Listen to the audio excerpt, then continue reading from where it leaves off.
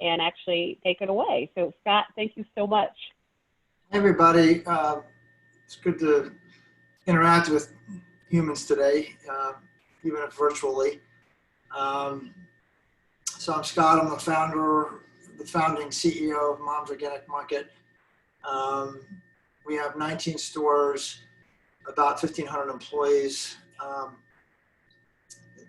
I guess we lined this up before the pandemic, um, but we are considered now essential and kind of on the front lines of keeping people fed right now. Um, and every morning we meet the leadership team kind of in crisis management mode. Um, Again, Moms has 19 stores, mainly in the DC region, also up in Baltimore, and then the Philadelphia region. We just we signed a lease recently to go to New York. And so we're kind of headed up that Amtrak corridor up to Boston. We grow cautiously. I'm kind of a paranoid CEO in some ways, both with the competition, but also with our growth. The way we usually grow is we kind of put the pedal to the metal for a couple of years, opening 3 or 4 stores a year, and then we pause to make sure that our infrastructure and systems are sound enough and strong enough to support the increase of the size of our business and our company. We have a goal actually. When we had 18 stores, we said we would double the number of stores by the year 2025. So we'll be up about 36 stores here in about 5 years. We now going back to that sort of like growth spurts and then kind of working back like on the business and the structure. We're learning as we go. My leadership team, almost all of them were once hourly employees here at Mom's. And they've all been here for the most part, like for 10, 15, even 20 years.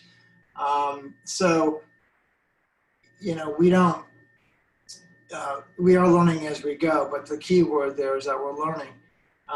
And so when it comes to leading my team, my leadership team,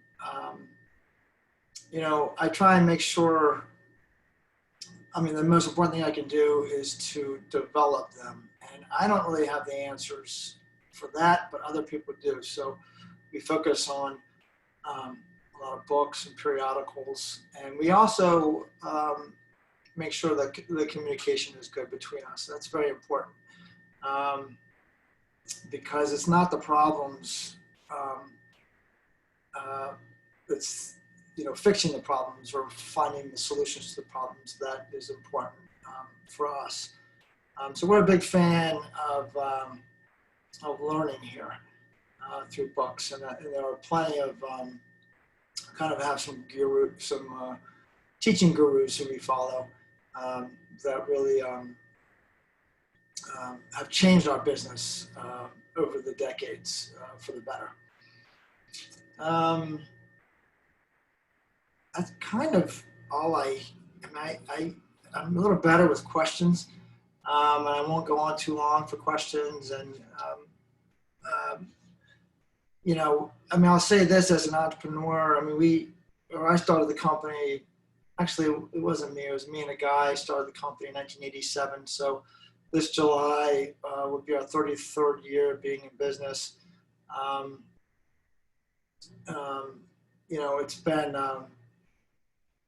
It's been real slow growth. Took 9 years for us to do $1 million in revenue. They say, like, for example, Starbucks is there were 20, they think that when companies come onto the scene, all of a sudden, some people assume that they're like overnight successes. Um, but no, it took us like 9 years, like I said, to get to $1 million in revenue. Um, and so, but like Starbucks, same thing, like 20 years before they kind of came onto the scene. We feel really good about Moms right now. Our culture's strong. We feel like our operations are strong. My job, by the way, the way I see it, my responsibility as the founding CEO, yes, I develop my executives, very important. That doesn't mean I'm teaching them things. I'm just exposing them to information. I also create Mom's culture, which includes our values. And I can talk a lot about values. I've done a lot of reading about values. Also, our purpose. Mom's purpose is to protect and restore the environment. I have got some opinions on creating a purpose for a company, or a mission statement, as they've historically been known as. I also am in charge of Mom's brand, and I think that's appropriate. The director of communications reports directly to me, and I meet with that team every week, really looking at everything, every message, signage, design. I don't do design as much as I used to because they've just gotten, they're better at it than I am. So yeah, it's the brand, and the brand includes a lot. It also includes the customer experience. I mean, to me, a brand is not just like advertising and marketing necessarily. It's not really advertising much at all, in my opinion. A brand has to do really with how people feel about our company, not what they think about it, what they feel about our company. And that's our brand. Applies to our customers, it applies to employees. We feel like a big part of our brand is in our brand promise. And our brand promise, the way we define that, is what we promise to deliver to our customers on a daily basis, every customer. And so that largely is what happens within the 4 brick walls of our stores. That's where we focus much of our quote marketing, is in the experience of our customers when they're shopping, rather than advertising or putting out messages in the media. So these are the things that I feel like are my top responsibilities: the strategy of the company, the growth, the culture, the development of the talent here, and then I'm in charge of the brand. So that's pretty much the story here at Moms. Being an entrepreneur has been pretty incredible. I don't feel like I had any other options. I was a poor reader, a bad student, and I was a bad employee. And I got fired a lot, and I got kicked out of school, or failed out of school, college.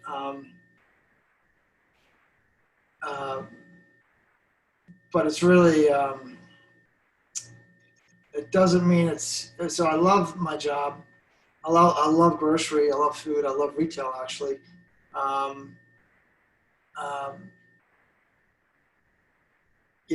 But again, we've been in business for 33 years this July, and for quite a while, about every 5 years, we almost went out of business.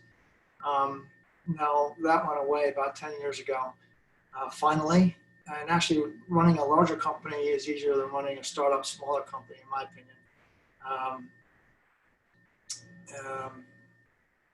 But yeah, there's been obviously, having your livelihood threatened every 5 years was not easy, but totally worth the whole journey.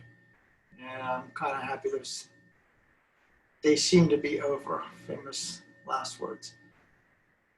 All right, that's all I got.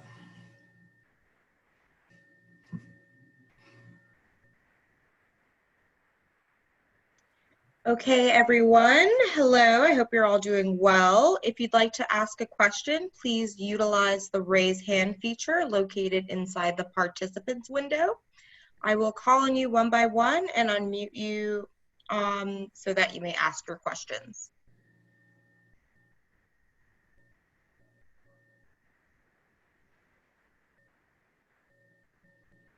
Shannon, we have Shannon, that's what I was going to say. We have one question from the group chat. Scott, how do you distinguish or see yourselves as different from other stores, especially Trader Joe's?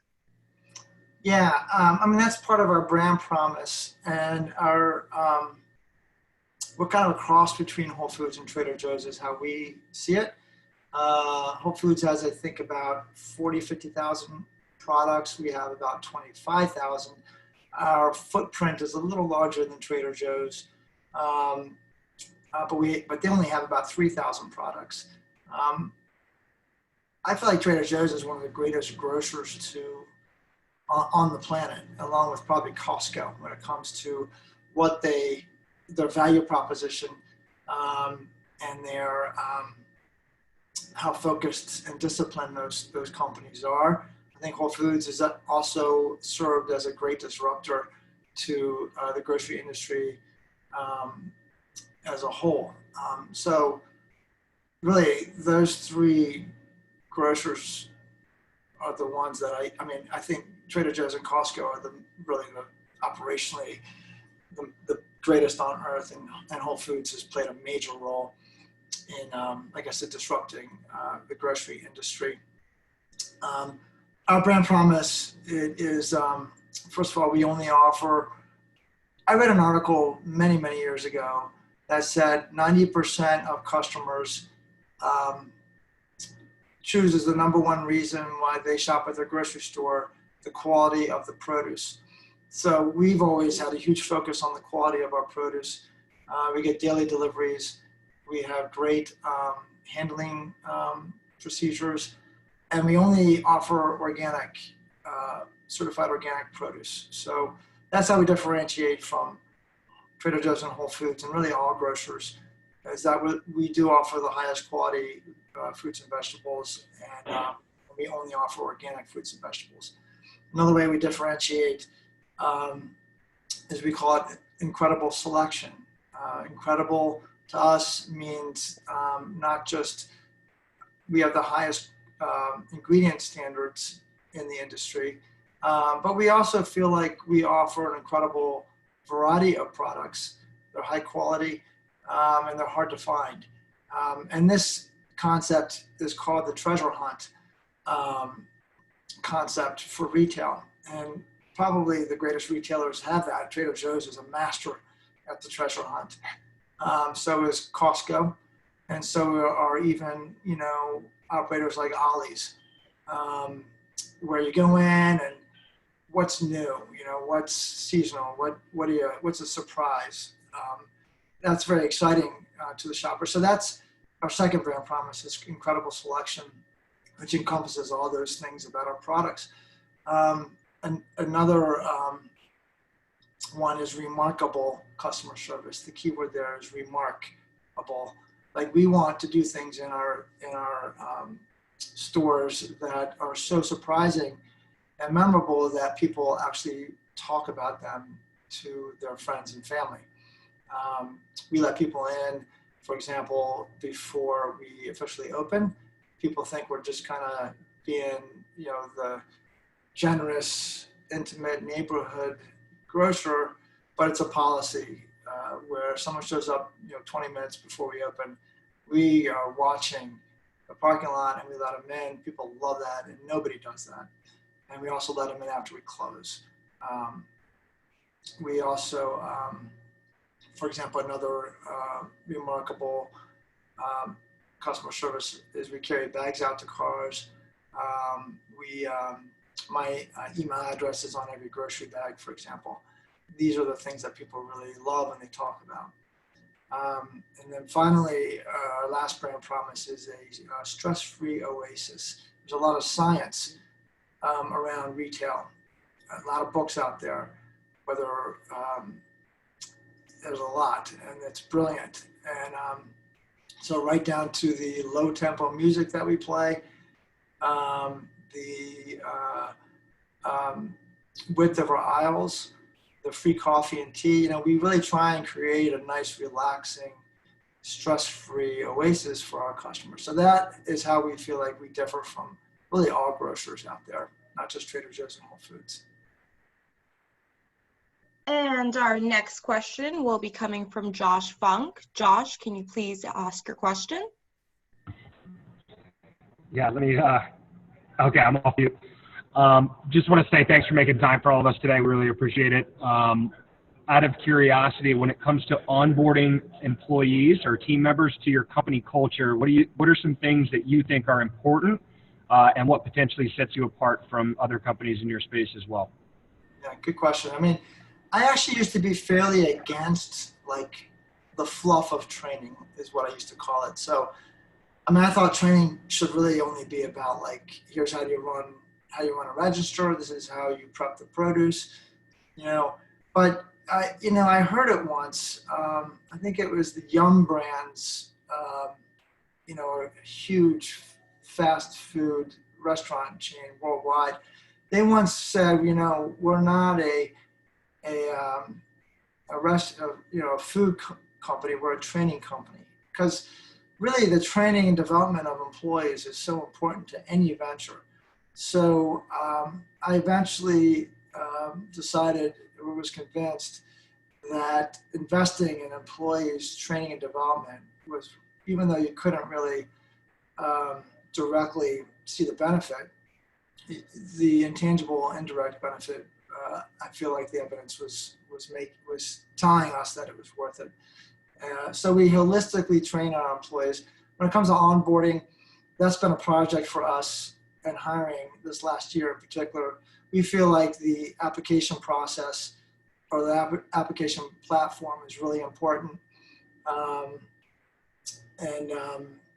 And we didn't have to reinvent the wheel on that. We just visited other retailers or companies to see what they were doing and what their application process looked like, for example. So we bring them in, we phone screen everybody, and there's books on this. Top Rating, for example, is a good book. So we take it seriously. And our training department, so I hired a guy, he used to be the cold case hourly stalker, 20 something years ago. We tease him, he'd take really long breaks, coming back smelling like smoke. He's like a cornerstone of the company right now, and he is in charge of really our company culture, and onboarding and hiring, and really, I don't really like HR, the conventional role of HR. So we've kind of made our own HR department, if you want to call it that. It's really a talent development, recruiting department for us. I mean, we invest a lot because it's important to get great people. And our next question will be coming from Doug Sunshine. So my question is, go back up to, what do you look at in terms of choosing a location? And, specifically in Montgomery County, what are some of the pros and cons related to your locations? Well, picking a location is a lot more, I think, intuitive than people might think. Generally, what we look for is what's the density of the area. We don't look at economic. I mean, you just have to have a minimum there. We get a lot of people saying, like, you got to come to this area because it's so affluent. It's like, well, affluent people eat just as much as middle-class people. So what we want to do is, and we get it, organic foods is more expensive, but there's a point where you just need to make enough money to to be able to choose organic food if that's your choice. So we look for a minimum economic income, but we largely look for a psychographic. We look at surrounding retailers, who are their bookstores, are there Chipotle's, are there Unitarian churches? I mean, we really look at and really we also look at the age of their families. But we look at what we can. All we can do is look for patterns based on prior successful stores and then prior not so successful stores. And it's a crapshoot every time. It's why retailers, large and small, close locations all the time. So there's no science to it. I mean, there is data that we look at, but there have been surprises on the upside where it's like, all right, we'll open this location, we'll see how it does, and where we've been like a little bit skeptical, and it's like been hugely successful. And then there's been other ones where we're like, this is going to kick it out of the park, and it's like, oh no, this store's terrible. So it's tough. Like every store is just another data point. And we also, by the way, I like to be off of highways, easy access off of highways. So these are the things that I look at. I'm still in charge of site selection. So, we do what we can, but, and we're generally good. I mean, we're actually very good for our stores in general. But it's a crapshoot every time. And our next question will be coming from Abe. Yes, good afternoon. Thank you, Leadership Montgomery. Thank you, Scott, for taking time out to speak with us. Again, my name is Abe Shuckman. I'm the CEO of Housing Unlimited, a small affordable housing special needs provider. And my question is focused on, Scott, your thoughts on the reality of, over the next 6 months, the economy dramatically contracting, sheltering in place for the foreseeable future, and how all of this is impacting your strategic thinking for your company over the next 6 months. How are you keeping your staff together and the morale of your staff? What adjustments are you making for your business over the next 6 months? Yeah, Thank you. There's a lot of questions there, and there's a lot of unknowns. So I feel like I read a good article in The Economist this past week.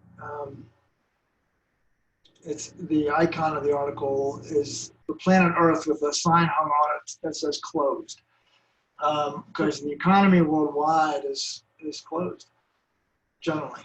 I don't know what to fear more, the virus or economic collapse. And I mean that, like, and I think we have to be, I think Trump had a point when he said we can't let the cure be worse than the problem itself. Yeah, it's just, I'm not lost because, we're preparing, we just got out of a meeting today. Every day my leadership team huddles now. We used to meet once a week. Now we meet for an hour every morning, trying to figure this out, trying to predict. I think, I look back and, 9/11 was obviously a moment. The day that Lehman collapsed was a moment for sure. Gone through a couple of wars. There's been times, there was the flu, famine. There have been times when, humanity's been challenged. And I think that's like a price we pay for being alive. Like, I think the best I can do to prepare for this is to prepare my mental condition and my spiritual condition for whatever is coming down the line. I also don't underestimate the power of fear and anxiety and even hysteria. And so I don't know. I mean, I don't know. You know, it's funny. You guys ever see that movie, you know, Independence Day? Or, you know, when they're all like, the aliens come and there's those people on top of the skyscraper like saying, welcome, and then they get blown to bits. I mean, I sometimes wonder if I'm like one of these people who are like on top of that building about to get blown to bits, because I mean, part of me thinks like, you know, this is not going to be a big deal. And then other part, you know, the economy is what we have to fear the most, not the virus, or, you know, or maybe this is going to be devastating, this virus. You know, I tell you, I don't take anything for at face value right now, even because I know that. I mean, I watched The Big Short the other night with my son, and look at the banking, all the conventional wisdoms of the banking industry, and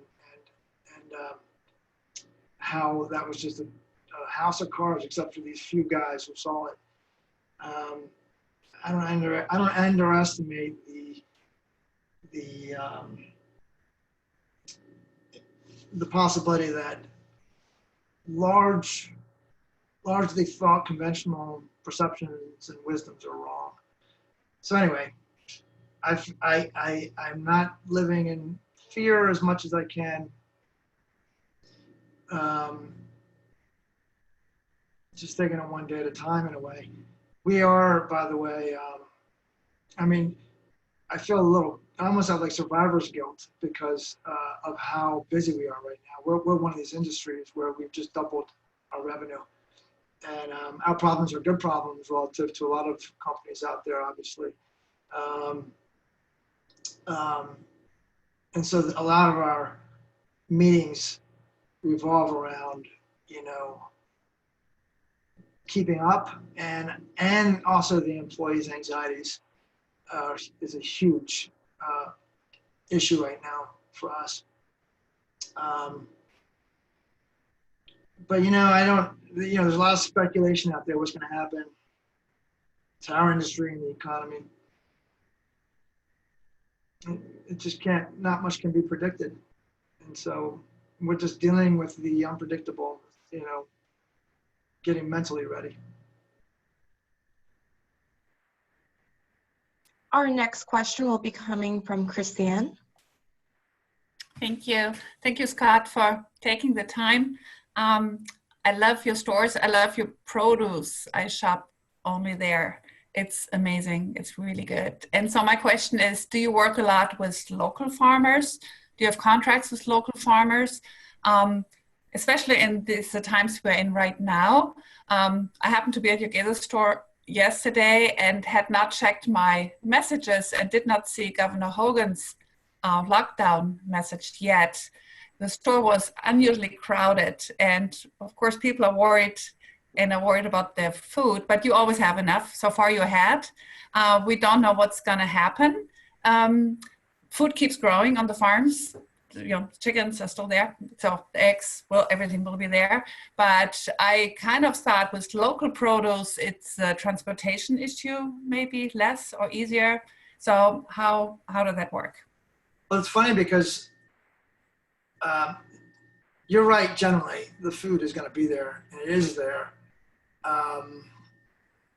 Issues we're having are with labor right up and down the supply chain and manufacturing of the food.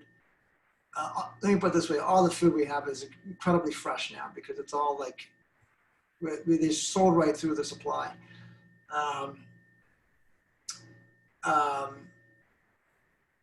But for example, Lundberg, the largest rice company, says they won't have rice for us until this fall. So some things are just out for a while. They just sold through. We just lined up a truck from the restaurant. There's restaurant suppliers who, they went out of business. The whole industry collapsed, and we doubled. And And so there's been a big move to shift the labor and the products into the grocery sector.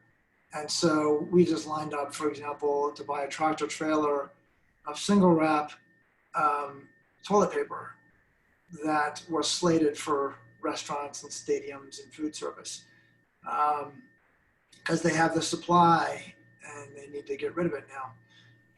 So that's happened, this shift from restaurant to grocery. It continues to happen. Yeah, I think the supply, local, this is not a good climate for local food. We have a big boom in August. It will start to come on in June, more July, but really it's August, September, October. We have about a 3-month window of having local food available in a feasible, viable way. And even then, like, everyone has cucumbers, zucchini, and tomatoes and peppers. You can't grow a lot of things here. The climate out west is the perfect place to grow most food. It gets too hot here to grow lettuces, strawberries. So the local farms will help us. They always do. But we're not going to be able to depend on local farming for our food supply out here ever. It's just the conditions. We have winters, and then we have extremely hot summers, which causes, fungus and, a lot of the collards and kale and lettuces can't grow in those hot conditions. Whereas out west, it's always like 75. Thank you. Here, he can't rely on. Okay, everyone, we have a lot of questions. So our next question will be coming from Sue Stoloff. Here. Oh, sorry. Hold on a minute. Sorry, I didn't, can you hear me? I had typed something in, so I was caught off guard. But my question is, how are you providing inspiration and leadership to your employees now? The best we can do is work to calm their anxieties. They are, and then we do things, we do what we can. Every day we have to discuss, like, we have to make sure we're not adding to anxieties out there, doing things that we think would maybe even make the anxieties worse. But I send out messages on a regular basis now. We just give everybody huge bonuses as a thank you. We are doing things like my older brother runs the mom's workshop and in Rockville, and he's very what would you call it, resourceful, and so we just had him design and cut out 100 pieces of plexiglass to shield the cashiers from sneezes and coughs. We just do what we can. It's really communication. There's now so much unknown and so much which causes fear, and there's things to be afraid of. And so all we can do, if you go silent now, the void will be filled likely with negative thoughts. And so we're making sure that we're communicating. We're huddling every day at the store level to communicate with them, just actions we're taking and what to do in certain situations. So it's really constant communication. And we're also, we've set up, the response from our customers has been nothing short of,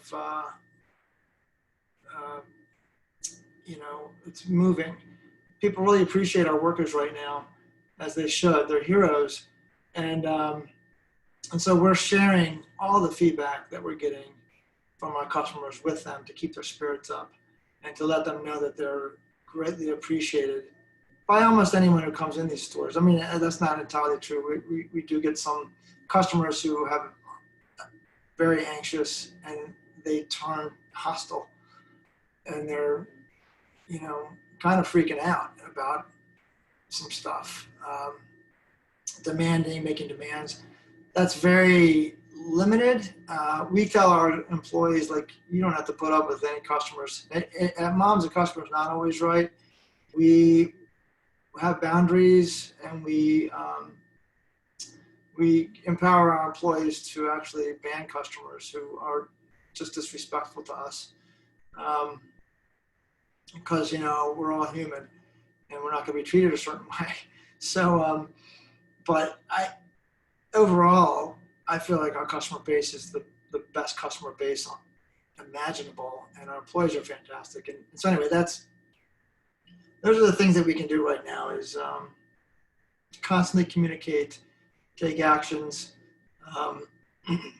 that, you know, really help, and offer them thank yous, both verbally and monetarily.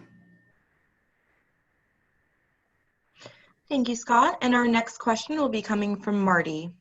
Hi, Scott.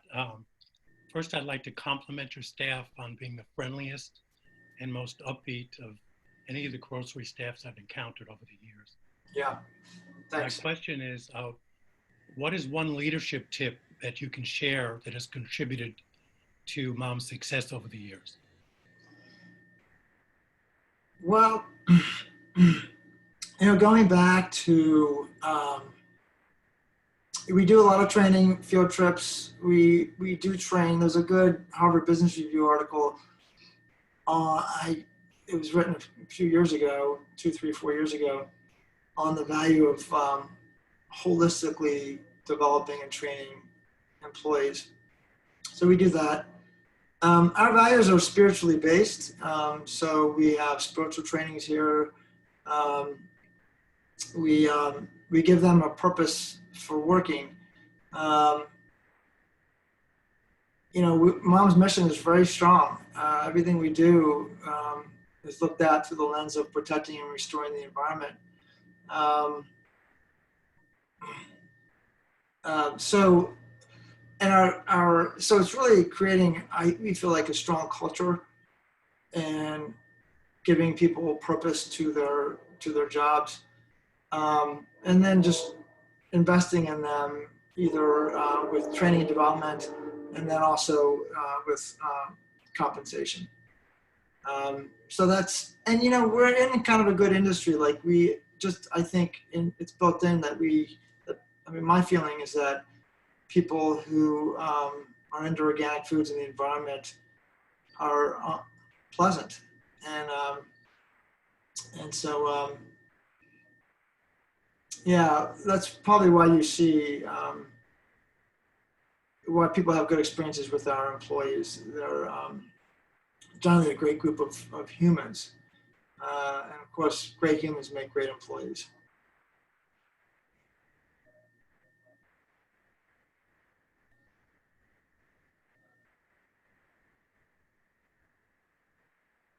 Great. Let's go ahead and go to the next question, which I think is from Sylvia. Sylvia, you want to go ahead and ask your question? I think I'm going to defer. You answered my question about how you're planning ahead and working with your employees. So for everybody who's a Trekkie out there and that recognizes my background, live long and prosper. Go on to the next question. Great. Thanks, Sylvia.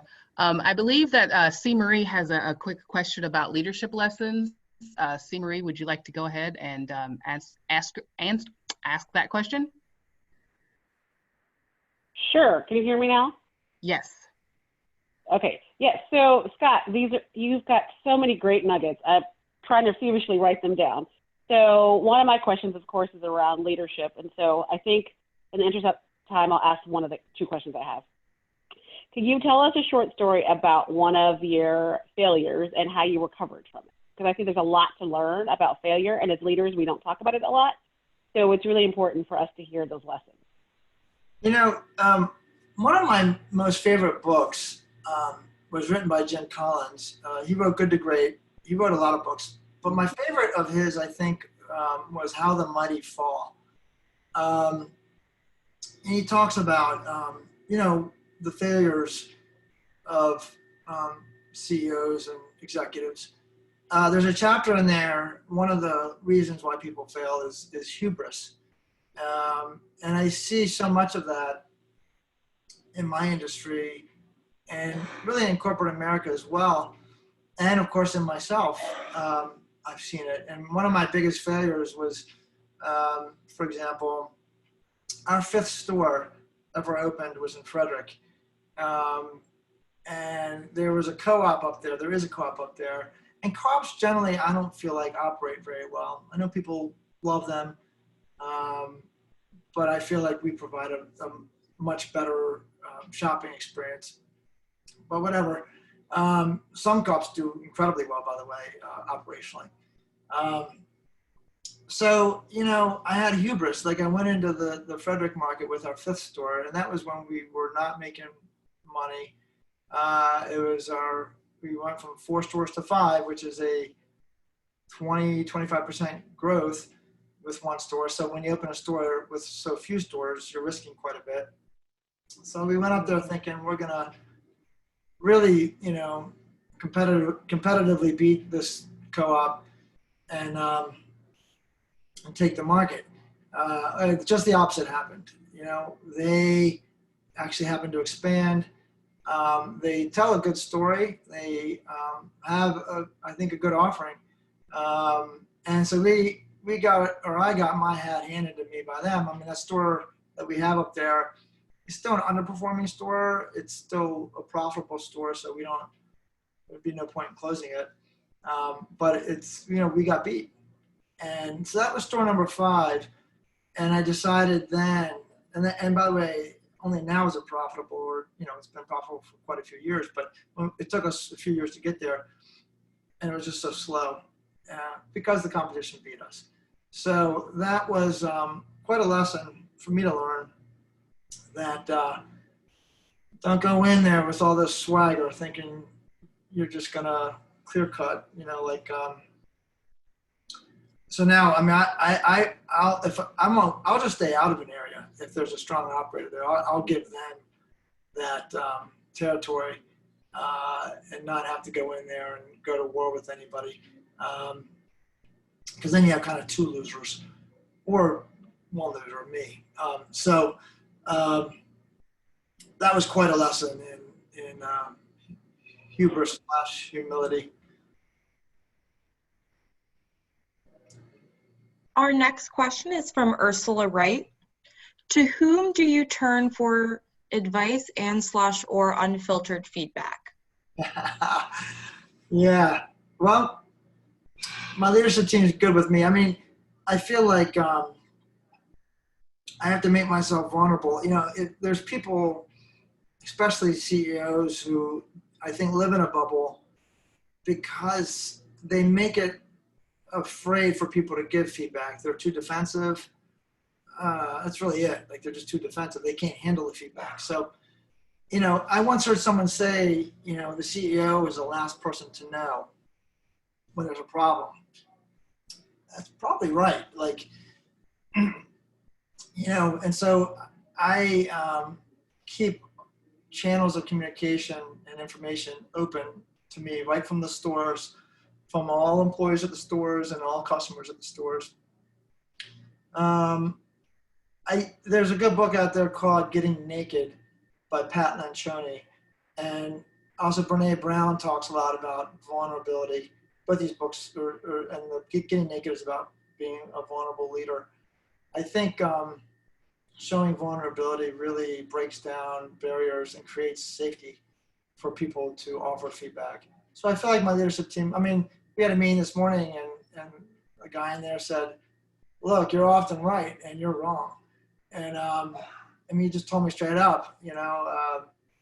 So really, there has to be safety, and that comes through vulnerability and a balanced ego of not being defensive and not being like a big shot, thinking that you know all the answers. So I feel like if a leader sets that stage and creates that environment, they're going to get the feedback that is good for them to hear. Our next question is from Wylea Chase. Please share the story of the significance of the skull that you used to keep on your desk. Do you still keep it there? I do. I'm looking at it right now up there in the corner. It's funny, it has a bunch of spider webs attached to it now, which adds to the feel there. I keep it there because, you know, I'm a big heavy metal fan. Like, I like this band called Lamb of God. It just came out with a new song called Memento Mori, which is really a Buddhist, you know, concept, or you know, that we need to remember that we're gonna die. And Steve Jobs said that in his commencement speech to Stanford. Like, that's the name of the game. Like, I feel like we forget we're gonna die on a daily basis. We all do. I mean, it's almost a defense mechanism. But I also think it's important to remember. It keeps things, that skull keeps things in perspective for me. So I just got divorced, and my ex used to say that I was too morbid. Yeah, I mean, I focus on it because it helps me remember to keep a perspective, and hopefully also, if I process death now, it won't be such an experience of terror when the time actually comes too. So I can live a better life now with a better perspective by remembering. Okay, guys, we only have time for a few more questions, and our next one will be coming from Josh Russert. Scott, what do you do with the leftover food from your markets? We have a partnership at every store with, you know, homeless shelter, food banks.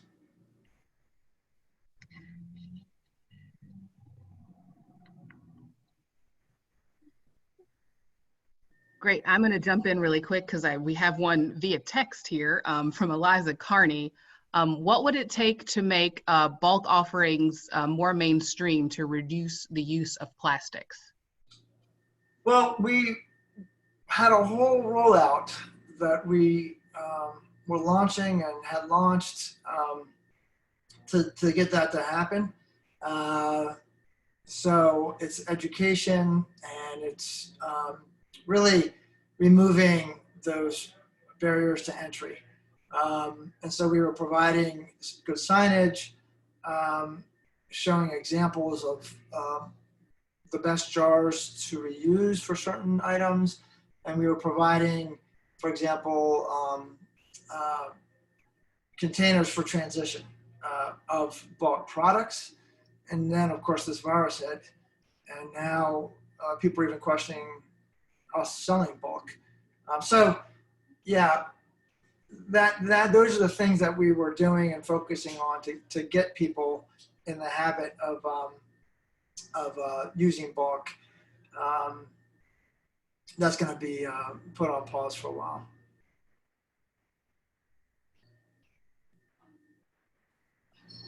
Our next question will be coming from Halima. Professionally and personally, what have been some qualities that have been key in leading you to success? Also, can you share some names of the teaching gurus who inspire you? Yeah, okay. You know, I plugged in. I was a part of this group many years ago. I joined on the recommendation of a friend, you know, YEO, Young Entrepreneurs Organization. Now they're just called EO. I think you have to do $1 million in revenue to qualify, but there's many groups out there. There's Vistage, peer groups. Anyway, the guys in YEO, I felt like I was the dumbest guy in my group that met monthly. They told me to get plugged into Vern Harnish. And I did, and I love Vern. He has a book that I think is the blueprint for running any organization, which is called Scaling Up. and he also has these weekly insights he sends out. So he just bombards me and my team with learning materials. He has summits that he puts on twice a year. We video conference in, but we have attended. So I would plug into his network, Vern Harnish, scalingup.com, I think is his website. And then there's just gurus in each category who we really like. You know, we like Jeff Smart for hiring processes. We like Jim Collins for, leadership and organizational structure. For example, the mission statement or purpose of a company, the values. I love Pat Lancioni. He's got a whole series of really phenomenal books, which are easy to read. He just keeps churning them out, and they're so helpful on meetings and leadership, setting values of a company. And then I like Seth Godin for marketing or / branding. So we have these people we follow, and there's a million business books out there which suck. I think it's important to read the reviews. But those are my gurus. Vern Harnish is like the guy who funnels all these, exposes us to all these other authors and thought leaders in our industry. And those are the ones that I've historically really liked. Jim Collins, Seth Godin, Pat Lancioni, for example. C. Marie, take it away.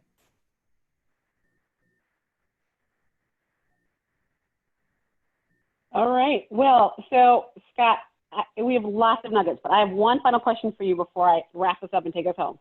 So my final question for you is, you've got a bunch of leaders who are listening and watching, and we're going to rebroadcast it to them. If you had, or you have the opportunity to give them one piece of advice of what they should be focusing on right now, what would that be? Advice on what to be focusing on right now. I guess it's what they say, like, put the oxygen mask on you.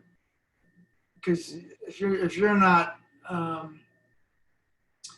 healthy mentally and spiritually and physically, how can you help others? So I feel like we've been driven into our homes.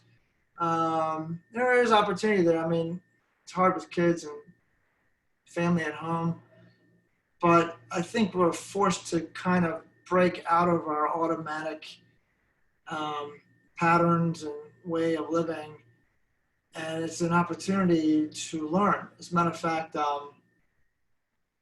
Seth Godin has an excellent blog, Godin, and he says that. He says, now that you're home, step it up. Step up your development. Don't just sit there and Netflix it. And also don't be glued to like unhealthy social media. Like, take it upon ourselves to improve ourselves and to learn as leaders. This is a good chance to slow down. We're forced to slow down. It's a good chance to do that, possibly. Thank you. Well, that is a great way to sum us up. So there's a lot of takeaways. And some of the things I love that you talked about the vulnerability and purpose. We appreciate your honesty and your transparency and some of your leadership skills that you gave to the group. I think that's why you continue to be successful. And we appreciate you being our first virtual CEO host. I think there were some great nuggets. And frankly, I'm going to speak for everyone here. We appreciate you feeding us, right? Mentally, physically, because if it's not for moms, we're not going to make it. And so we appreciate all that you're doing. We'll send healing thoughts out to you and your staff. And we really just appreciate everything. And I think everyone who was here, let's all do a Brady wave to each other. right? Let's stay well, let's be well, and practice some of these great nuggets that Scott has given us. And with that, I think Carmen's going to close us out, and we're going to say till the next time, everyone stay well. Thank you. Thanks everybody for joining us, and thanks Scott, and we will put this up so you can review at your leisure. Thanks everybody. Bye.